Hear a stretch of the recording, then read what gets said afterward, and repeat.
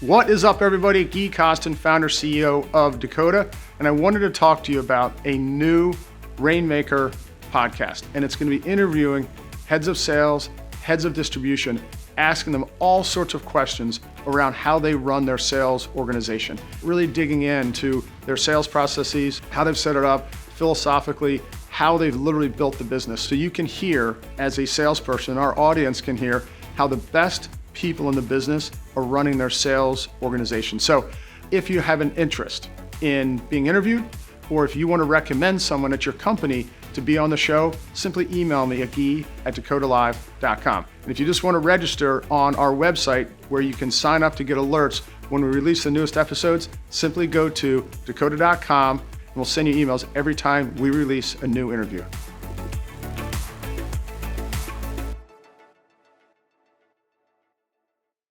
Do you know how hard it is to find a job in this industry and to find talent?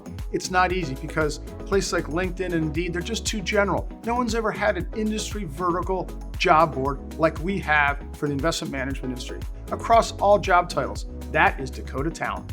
Of course, we're focused on sales, marketing, distribution, but if you want a job as an analyst at a private credit firm, private equity, you can post a job here. If you want an internship, if you want a job first year out of college, you can all post here. You can even create premier listings within Dakota Talent. So we just wanted to welcome you. As you probably know, if this is your first time to Dakota, we're a fundraising organization. We've been raising money since 2006. We've raised over $25 billion.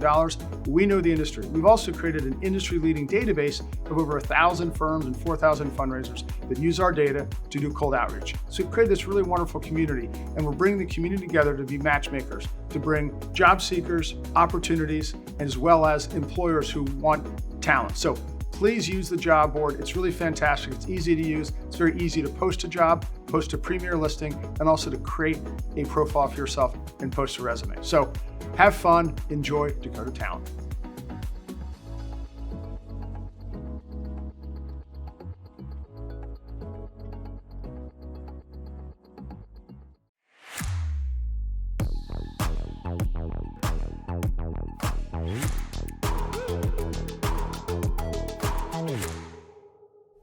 What is up, everybody? Gui Costin, founder, CEO of Dakota. Welcome to our latest edition of Rainmaker Live. I'm joined by my colleague, Tim Dolan. Tim, welcome. Thank you. For those of you who don't know us, just a quick background. Dakota, we were founded in 2006. We're an outsourced sales and marketing team. Some people call us a third-party marketer for about 5 different long-only investment firms. In 2019, we took our database, we commercialized it. We now have over 1,000 investment firms that subscribe, 4,100 different fundraisers. We solve the simple problem of a complete, accurate, up-to-date, read-only CRM for salespeople to use to do cold outreach. So, Tim, before we get going, we were talking just offline. So I'm finalizing the Dakota Way book, which really chronicles what we're going to go through here in the next 20 minutes. And it's all about sales process. And what was interesting is the ghostwriters, I was going through the notes, these things are not easy to get into your own voice. She kept asking me the why, like, why are you writing this book? What's like the why behind each chapter? And Tim, just to share with you all a little bit, we're so sales process driven in everything that we do. And it really made me reflect on the why, like, what's the point of this whole thing? And Tim, we know, and we see it in Marketplace, the level of turnover, right, is pretty incredible in our industry. There's no sales training or any concept even sales training for fundraising. And so part of the reason why, as I kind of thought about it, is, I feel like it's incumbent upon leaders of investment firms to make sure there's not this high level of turnover. And we see it because there's not, for any firm, there's no standardized sales processes in place. I liken this, right, as a sales organization and a sales team, right, having a sales process, no different than the firm you work for has an investment process, right, that is defined, and you're telling that investment process to allocators and potential buyers, right? What we're talking about today is a sales process, and we've heard about it through the Rainmaker podcast from some of these great guests that we've had from large and small different type firms that have created sales processes. For the most part, a lot of them are very similar, but unique in their own regard. And I will tell you this, if you haven't listened into the Rainmaker podcast that I've been doing, interviewing all these amazing distribution leaders, it's insane how consistent, because I asked the same 9 questions. It's so their answers are so consistent across the board around leadership, CRM, sales process, communication, recording everything. It really is pretty remarkable. I just did one with Madeline Sinclair from Blue Owl. She's insane, incredible on her level of attention to detail, but it's very consistent across the board. So Tim, let's get into it. So the reason we do this, clearly we want to prevent turnover and we want to really see people be successful in their careers. And we've done this for our team. We've done this also for our software sales team. It's all the same. And it comes down to one umbrella principle is focus on what matters most. And Tim, I'm going to give an overview, but what we're going to go through in the next 15 to 20 minutes is the umbrella concept is you have to focus on what matters most. And why it's so important in sales is because you can get distracted. Sales is emotional, right? You send emails, no one calls you back, right? No one emails you back, you get ghosted. It's an emotional deal because you have to send emails to get meetings. You got to get face-to-face. And what we want to do is we want to create an infrastructure, okay, that only focuses on the key things that you should be doing and avoiding everything else. Just think about the things. Give me a few things that salespeople do when they start, right, which they shouldn't be doing. Just so it's very easy to get distracted, right? Very easy to hear kind of the news, what's going on macro, right? That aside, but it's like, all right, hey, I gotta redo the deck, or our website, we got to change the colors of our website, right? It's like, right. Yeah, that's fine, but no, like focus on what you can control, focus on what matters most, call on people that buy what you sell, and we'll get into all of this, right? Yeah. But it's, again, that overarching concept of, right, focusing on what actually leads to a sale. Yeah, and everything that we're going to go through today comes back to that core concept of focus on what matters most. So I'll outline the 4 core principles underneath the focus that matters most. Is number 1, create alignment. And Madeline Sinclair today was talking about that a lot, creating alignment with upper management, making sure you're giving them the right information to measure your progress. Second is know who to call on, which is establishing your TAM, and then how you're going to attack that TAM, basically your ideal customer profile, or the channel that you're going to focus on for your product. Third is become a master messenger. So once you get that meeting, what do you do once you're in the meeting? And then fourth, you need a killer follow-up system, which is code for you need a CRM to house all the calls that you've scheduled and your call notes. So Tim, let's dig into principle number 1, which is creating alignment. We do it all the time with our partners. And this is the example of you as a salesperson. Tim, I want to back up for one moment. For those of you that are listening, they're individual salespeople. It's our assumption that we're giving you the tools right now to do this on your own, okay? You might also be a distribution leader listening to this today, whereas, hey, this is what we would put into place if we were the distribution leader. So we're coming at it from 2 ways, but if you're a salesperson listening to this is what we believe is the infrastructure you should put in place for yourself as an individual salesperson. We walk the talk every day. So the first core, and we're going to follow up at the end of this. You'll get an email with all the 4 core principles laid out in a PDF, so you'll have that handy. So Tim, let's talk about creating alignment, because you do the call every week with Spruce. Talk to us about creating the sales plan and the importance of the sales plan. Yeah, the sales plan, right, getting back to the sales process, is a document that you can provide to your partners, portfolio manager, your boss, your colleagues, right, of exactly what you are going to do. Right? Yeah. It'll list out the TAM, potential headwinds, tailwinds, where you're going to be focusing your efforts, but also managing expectations as well. And a part of this as well is you need buy-in from your colleagues and your PM or your boss on the sales plan, right? So you're making sure you're agreeing on what success looks like. Exactly. And then, right, the execution side, which we'll get into, right, but importantly, with the creating of the alignment is we always talk about managing up. Right, the last thing I would want as a salesperson, right, is having someone call me and say, "What are you doing? Right? Where have you been? Where's the activity? What's going on in the pipeline?" Right. So what we do is we take it upon ourselves through our CRM, but also through our conversations with our partners and even our own internal team and our colleagues, is we shove all of our activity, all of our pipeline, all of our notes to our partners. So they're never once asking what we're doing, where we are, what's going on, right? Yeah. That's a part of creating transparency. Complete transparency. And that's also creating alignment as well. So everyone's bought in with what you're doing. And for those of you who are probably like, oh, of course, Gui, we would do a sales plan. It's not about the sales plan. It's about creating alignment with upper management or your boss, your PM and everything, then agreeing on what success looks like. You have to define that. It could be, hey, I'm going to cover 150 RAs. Okay, what does success look like? I've reached out to each one of these. This is the feedback I've gotten. This is our penetration rate. This is the feedback that I'm getting. Okay, so you determine what success looks like. The key component of this is make sure you, in the plan, have a weekly or bi-weekly meeting to report progress against your plan, right? Every salesperson wants to hide. You just got to give it up, right? You got to be transparent. Hey, we said we're going to do this. We are doing this. Let me tell you what's going on. And then you'll share your pipeline report with them, and we'll get to that in point number 4 when we talk about the CRM and the killer follow-up system. But so the sales plan is numero uno. This is what we're going to do. This is where we're going to focus our efforts. Let's agree on what success looks like. And this is when I'm going to report to you. Exactly. Cool. Okay. Point number 2. All of these are super important. So I'm going to I'll emphasize each one greatly. But this is just such a killer one. So you have to establish your ICP, your total addressable market, or the channels that you're going to cover, right, in detail. Now, we've made it very easy with Dakota Marketplace that you don't, now you can just focus on that. You don't have to build it yourself. We built it for you, and we continuously update it and keep growing it. But Tim, let's talk about the TAM based upon the type of product that you have and how important that is to establish where you're pointing the gun, where you're going to focus your sales efforts.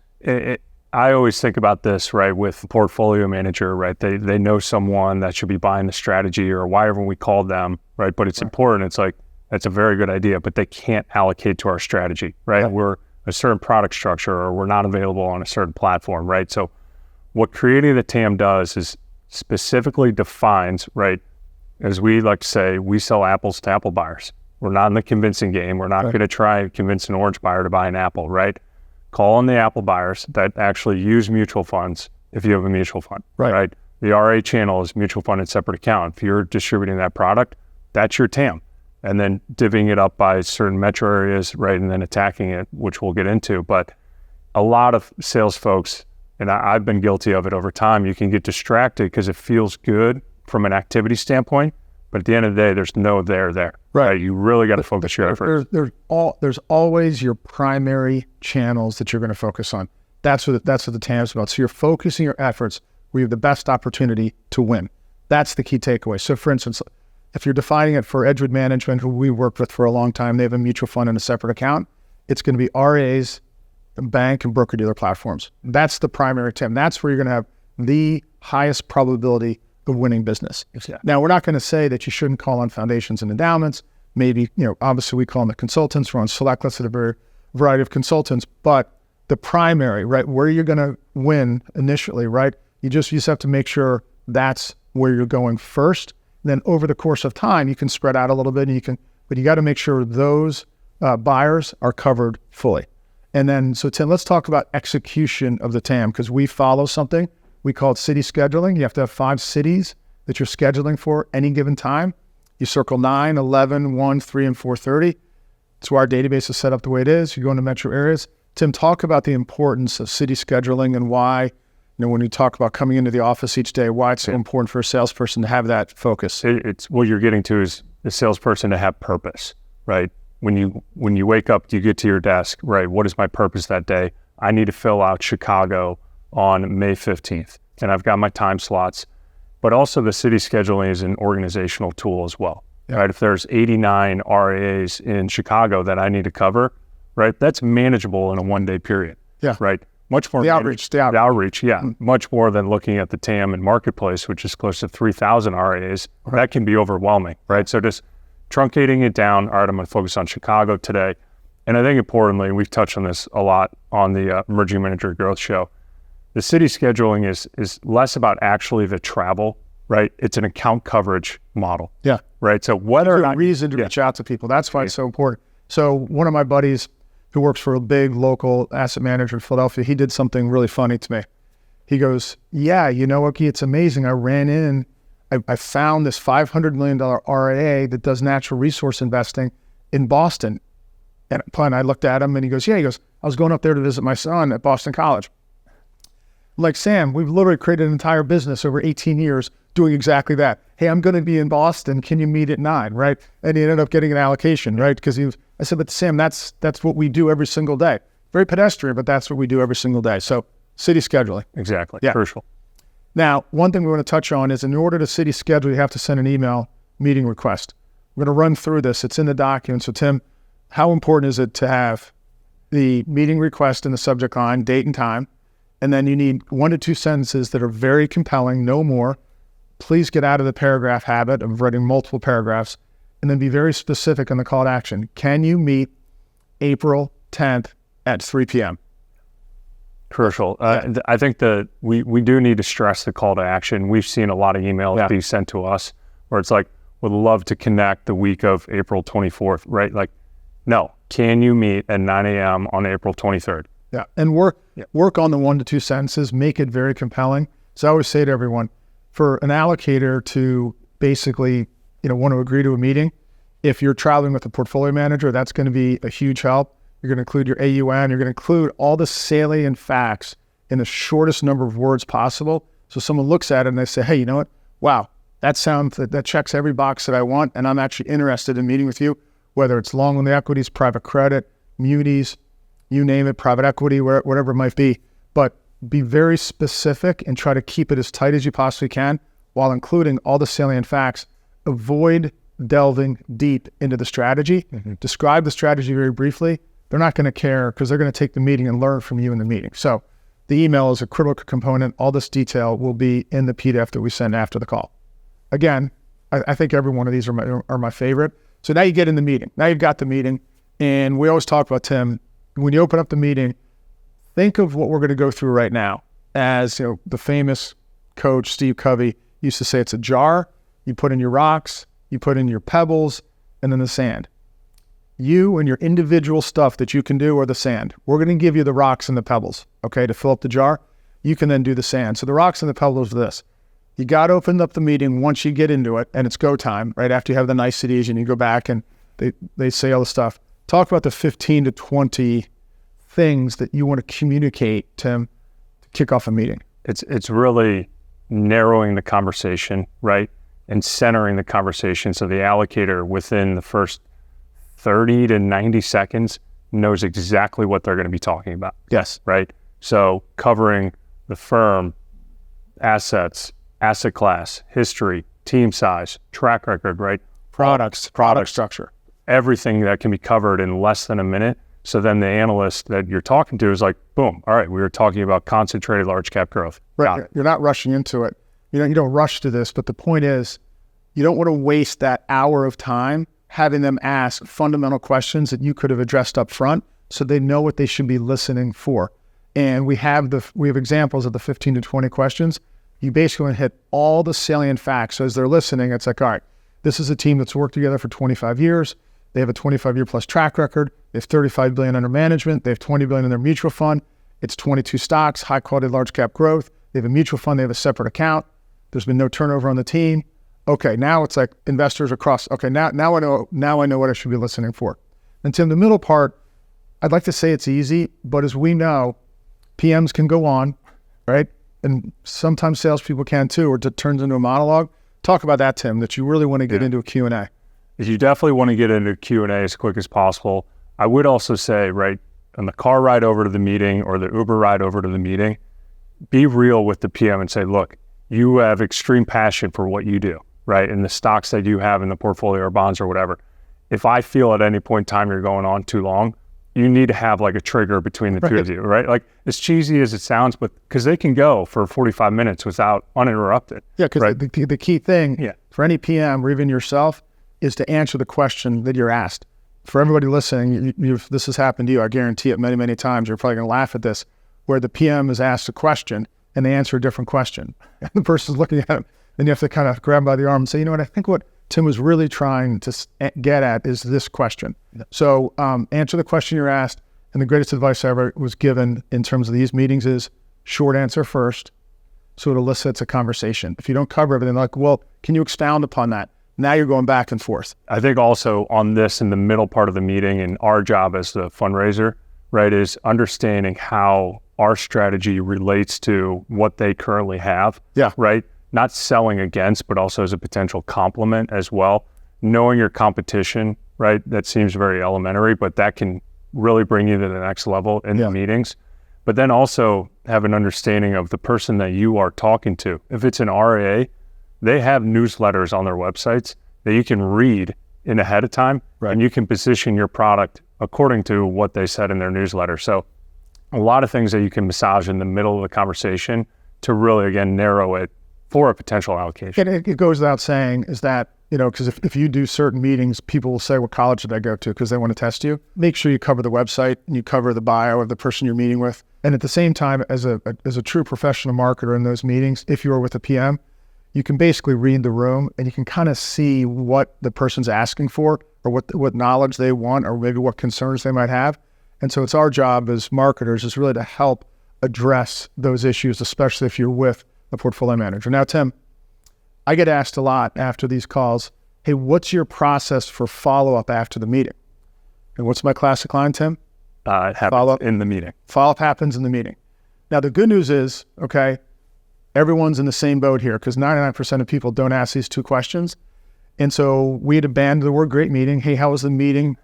Great meeting. Such and such. It was a great meeting. No, we banned that term. And I mean this all sincerity because this is your ultimate time saver. And this is really, really important. So I'm going to run through it, Tim, kind of quickly, but you have to ask the two tough questions. As I always say, if you have a long-only strategy, okay, you can say, Tim, really enjoyed our time together. The past hour, I feel like I really understand how you guys invest and how you create models for your clients. Let me ask you a question. Do you believe our strategy would fit within your asset allocation models? If they say no, you know what the follow-up is, mailing list. If they say yes, then you ask, do you anticipate doing a search in the next 12 months? Now listen, you spend an hour together, right? You got to ask the question of, is there an opportunity here?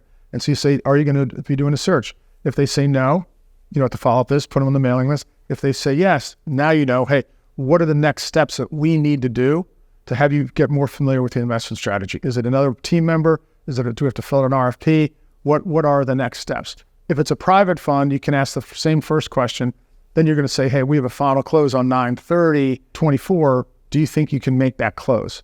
If it's a no, you know what the follow-up is. If it's a yes, then you start to ask them, what can we do to help better prepare you to understand our strategy better? So Tim, when we think about asking those two tough questions, it's critical, but salespeople are scared to get the no. They're scared what the answer might be. This is the ultimate time saver. If you're one person who says, man, I always get ghosted after this, I send PDFs and I do all this follow-up in an email afterwards, I thank them and they never respond. Well, because they're nice people and they don't want to tell you no. So it's more human behavior. And you're also doing the analyst a favor as well, right? You're saving them time, right? Getting more emails in their inbox for something that might not be a fit. Yeah. But just be real. Hey, is there an opportunity to work together? Yes or no? And if so, in the next year. Great. And there's a lot of elements to this framework that we're going through today, the sales process. If I had to pinpoint one thing that's the ultimate time saver, not leverage, it's still leverage, time saver, it's asking two tough questions. Mm-hmm. So that's a nice segue into principle number 4, which is you have to create a killer follow-up system. And Tim, talk about the importance for a salesperson. It doesn't matter if you're a 1-person salesperson, a 10-person sales team, the CRM is your ultimate leverage point. I mean, the key word there is leverage, right? Is the ability to get all of your activity into the CRM, all of your opportunities, all of your notes, right? Because we always talk about it, time flies, right? I was in St. Louis February 7th, and now it's April 17th, right? Yeah. I mean, that's been 2.5 months, and it felt like yesterday, right? But what the CRM does is you can run certain reports, past activity reports, past meeting notes, opportunities, pipelines. Again, this is also allows you, going back to principle number 1, allows you to manage up very efficiently as well. But it's all in the effort of providing sales triggers as well. Yes. So to give you the most direct concept of why a CRM is so valuable and why you have to do this is, number 1, you need to get the meetings that you've scheduled into the CRM. So you're able to run past activity reports, which create sales triggers.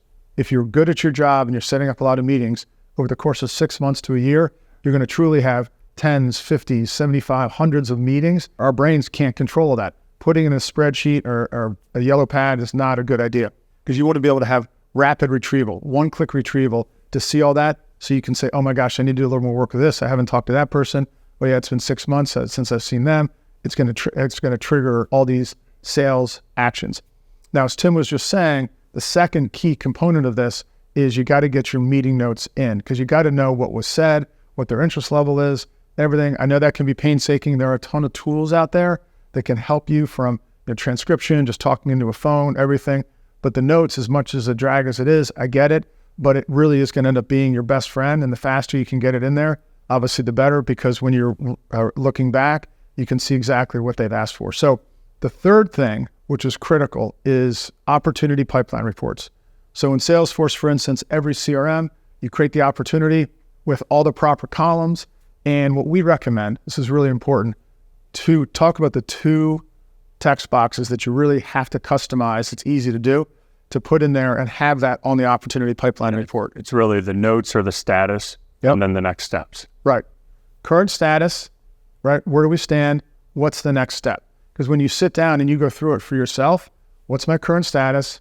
What's the next step? And then you can print those out, or you can share them with your boss when you sit down and do your weekly or bi-weekly reviews. So the pipeline reports, and the reason that it's so important is within a CRM, if you're familiar with the concept of how they're designed around objects, and you can relate all this information to each other, and you can get into penetration reports, how we're doing against Boston, RAs. You can run what we do for our 2 biggest channels that are kind of static. We do a consultant scorecard, pipeline report. So all the consultants we want to target, they're all there. We can focus on them. Then bank, broker, dealer, because those are model select lists. That's a big deal for us. And those are somewhat static because you don't have new banks being formed every day, whereas you do RAs. So you wouldn't want to put 2,000 RAs in a report.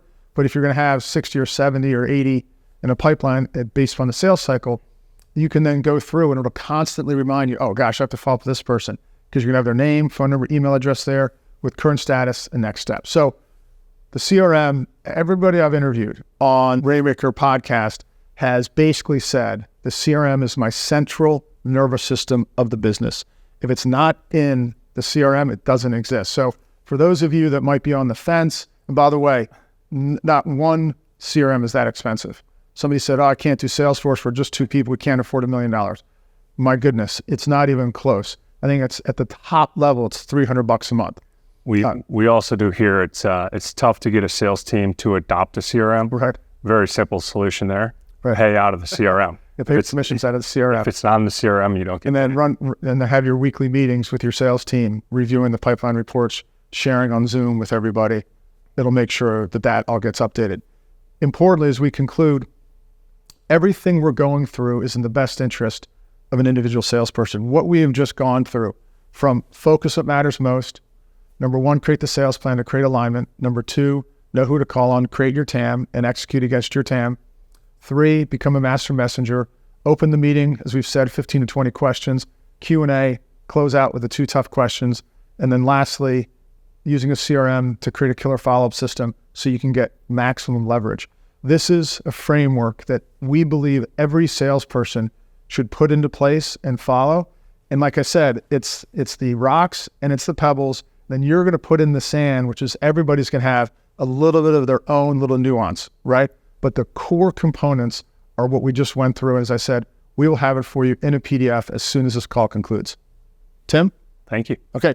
Thanks everyone for joining another edition of the Rainmaker Masterclass. Thanks so much for joining. Hello everyone. Thank you for joining Rainmaker Live.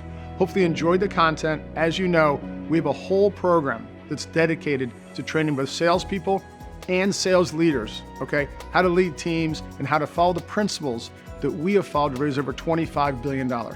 If you have an interest in bringing me in to meet with your team and go through the Rainmaker curriculum, I would love to do it. Simply email me at Gui@dakota.com.